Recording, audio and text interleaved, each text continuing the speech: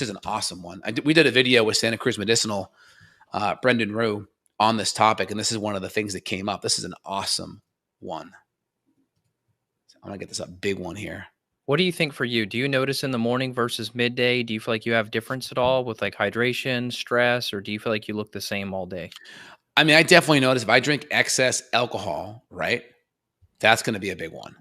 If I drink too much alcohol, too much carbs, if I'm eating a little bit lighter, especially if I do a little bit of intermittent fasting, I definitely I notice an improvement.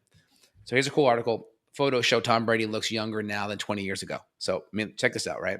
So this is like 2000 right here. He goes into the league. That's him right in 2000. You could see here. So the 2001, 2, 3. So it starts to get a little bit better here. So if you listen to him in TB12 method, he talks about like after games having subs and hoagies and pizza. So you can see he's starting to get his diet a little bit healthier here. You can see the jawline get more chiseled here. And then now we're 2007, 8. You can see this is where he got his hair transplant. See his hair in the front thinning right here?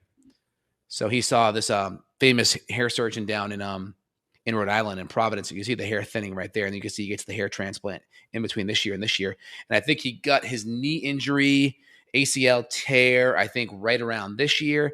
And then you could see his face start to chisel out more and more. And then you can see it even as he gets older here. I mean, it gets even better because now he's on an autoimmune paleo diet. His diet's totally tight, dialed in. You can see him get, even a more chiseled chin here. Maybe there's some plastic surgery. Who knows? But you can just see, look at this here.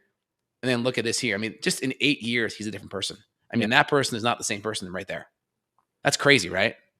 Yeah, I'm sure his gut's better too. Oh, absolutely. Isn't that crazy though? Yeah. And a lot of this is inflammation reduction. Obviously, a hair transplant between here and here, autoimmune paleo diet, a lot of nutrients, a lot of red light, a lot of other kind of cutting edge, pliability technologies to improve skin. We could talk about other things that we can do on the hair side and skin side from a retooling standpoint that can also help. That's not, plastic surgery. That's more natural too.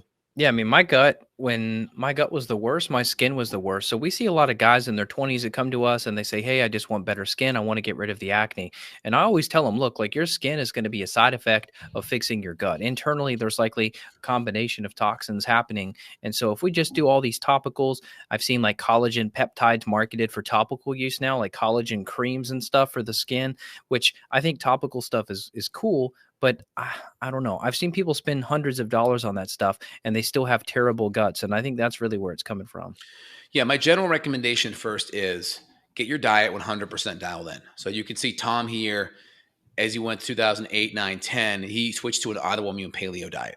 So he was really dialed in with inflammation, really good proteins, really, working on the good fats, avoiding the excess omega-6, processed vegetable oils, really focusing on fish oils and coconut and, good healthy fats, making sure we're digesting those foods, right? Remember, your skin's made out of keratin, right? Keratin, same with your hair. And we need healthy protein to build that. And so healthy collagen, bone broth, collagen peptides, good healthy animal proteins, making sure grass-fed, pasture-fed, organic, high-quality egg yolks, all those things are going to help provide the raw material to build your skin up. And again, just because you're eating it does not mean you're digesting it and absorbing it well. So you really want to make sure you are fully dialed in on the digestion side. So that means adequate hydrochloric acid, adequate enzymes, making sure we have good regular bowel movements. And again, doing some testing. Do we have dysbiosis? Do we have any bugs or, rate-limiting pathogens, salmonella, E. coli, Yersinia, H. pylori? Do we have dysbiotic bacteria, SIBO? Do we have parasites? Do we have yeast overgrowth? These things, even with great digestion and a good diet, they could still be an impediment to optimal absorption and assimilation.